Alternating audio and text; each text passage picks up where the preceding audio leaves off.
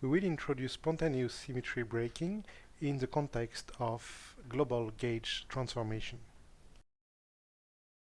We consider a Lagrangian for a complex scalar field. The reason why we use a complex scalar field instead of a real scalar field is that in order to consider gauge transformation, we need to change the phase of the field, and therefore it has to be a complex number. We included a phi-4 term in the Lagrangian with a positive lambda, which will ensure that we will always have a ground state for our theory. So far, we always considered the constant mu squared in front of the quadratic term to be positive, and that gives us a mass term for our theory. But now we will consider the case where mu squared is negative. In that case, the potential associated with this Lagrangian has a minimum which is not for the field equal to 0.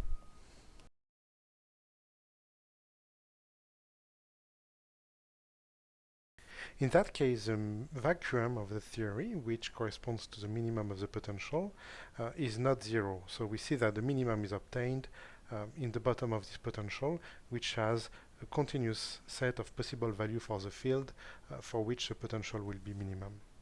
So if we choose one vacuum in this minimum, and we apply the gauge transformation to this vacuum, we see that we end up in a different state, but still in a vacuum. So the vacuum itself is not invariant under gauge transformation. Nevertheless, we see that the Lagrangian itself is invariant under gauge transformation. This situation in which the Lagrangian is unchanged under transformation but not the vacuum is called a spontaneous symmetry breaking. This is by opposition to an explicit symmetry breaking, in which case the Lagrangian itself will not be symmetric. We now search for an expression for the vacuum by requiring the derivative of the potential to be 0. An obvious solution to this equation is for phi naught equal to 0, but that corresponds to a local maximum, not to the vacuum.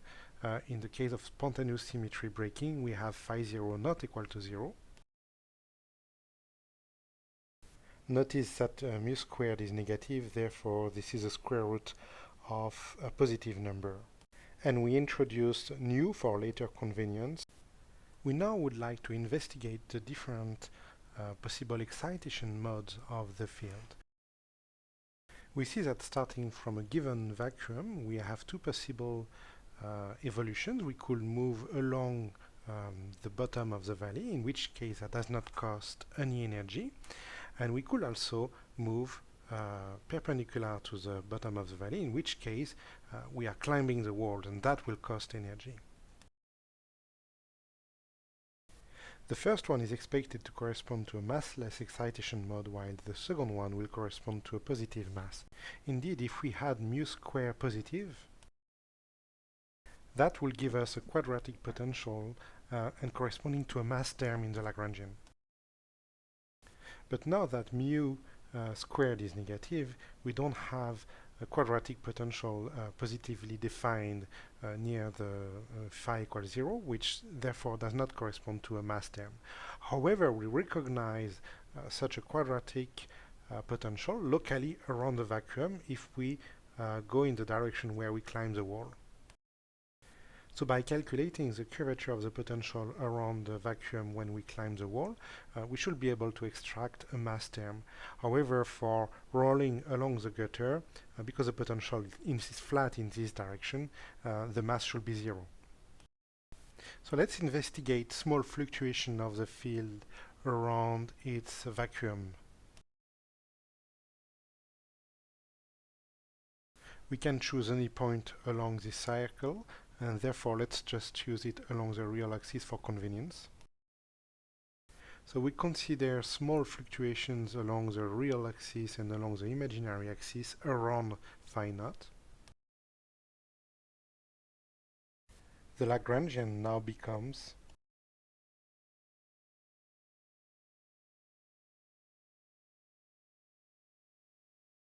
Few comments are in order before going further. First, a constant term like this one is irrelevant in the Lagrangian.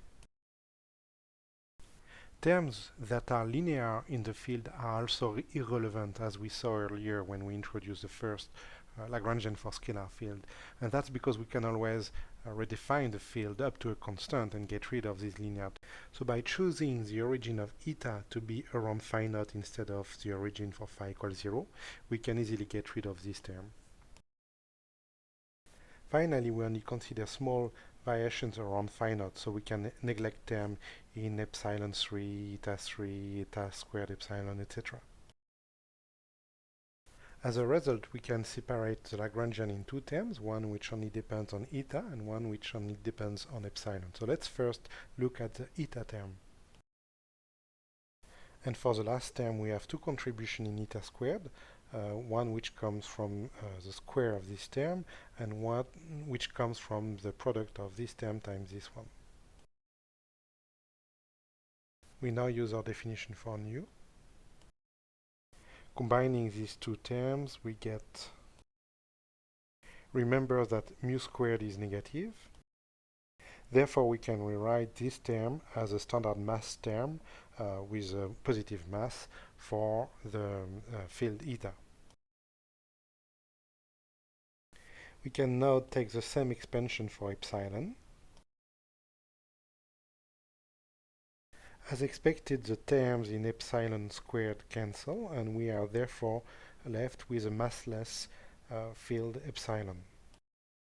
This mode is called the Goldstone mode, and its excitations are called the Goldstone bosons. This is a generic feature of spontaneous symmetry breaking. We usually have two modes, one which has a finite mass and one which is a Goldstone mode which is massless. Note also that we started with only one field, phi, and we end up with two fields, eta and epsilon. And that's because phi is complex, so it has a real and an imaginary part, while both epsilon and eta are real fields. So we kept the same number of degrees of freedom.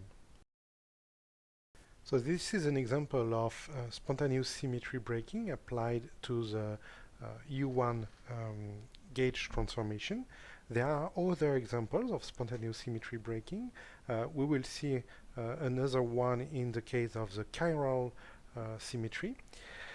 And then we will generalize what we did for the global gauge transformation to the case of local gauge transformation, and that's when we will see the Higgs mechanism appearing.